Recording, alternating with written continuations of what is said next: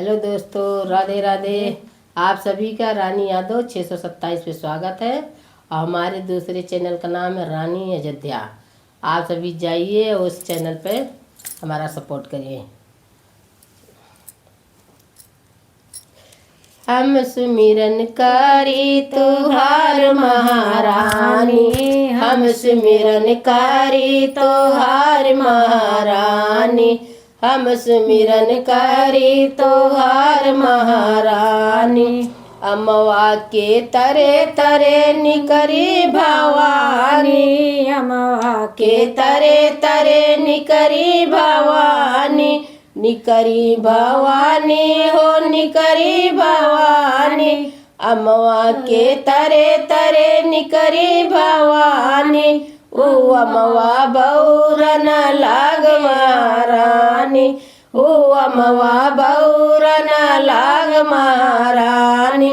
हम सुमिरन करबै तोहार महारानी, हम सुमिरन करबै तोहार महारानी, हम सुमिरन करबै तोहार महारानी।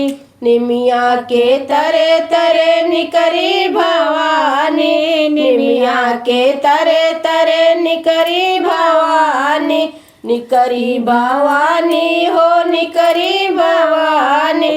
निमिया के तरे तरे निकरी भवानी, ओ निमिया घपसन लाग महारानी, ओ निमिया घपसन लाग महारानी।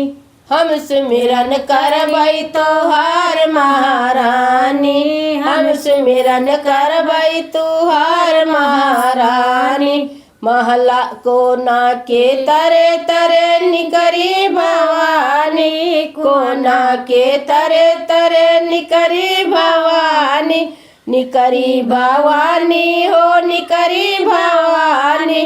कोना कई पानी लहराई महारानी, कोना कई पानी लहराई महारानी। हम सुमिरन करबै तोहार महारानी, हम सुमिरन करबै तोहार महारानी। महला के तरे तरे निकरी भवानी, महला के तरे तरे निकरी भवानी। ऊ रजवा बाड़न लाग महारानी, ऊ रजवा बाड़न लाग महारानी। हम सुमिरन करबै तोहार महारानी, हम सुमिरन करबै तोहार